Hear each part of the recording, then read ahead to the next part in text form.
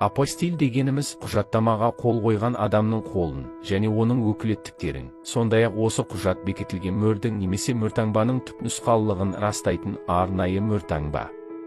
Сот органдарынан шығатын ресми құжаттарға апостиль қою қағидасына сәйкес, мемлекеттік көрсетілетін қызметті алу үшін жеке және заңды тұлғалар өтініштерін төмендегідей құжаттармен бірге береді.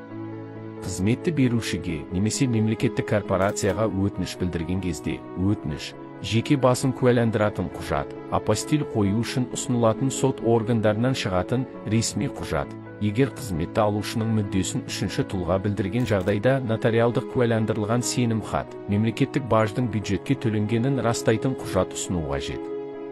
Құжаттардың толық емес топтамасын ұсыну, сондай-ақ әрекет ету мерзімі өткен құжаттарды ұсыну өтінішті қабылдаудан бас тартуға негіздер болып табылады. Соттар жыл сайын әртүрлі даулар мен мәселелерге байланысты көптеген шешімдер қабылдайды. Кейбірі біздің елден тыс, шет жерлерде де талап етілуі мүмкін. Қандайда сот актісі ресми құжат мәртебесіне ие болу үшін, яғни ол шет мемлекеттерге жолданар алдында міндетті түрде заңдастырылады, апостиль қойылады. Құжаттардың толық емес топтамасын ұсыну, сондай-ақ әрекет ету мерзімі өткен құжаттарды ұсыну өтінішті қабылдаудан бас тартуға негіз болуы мүмкін.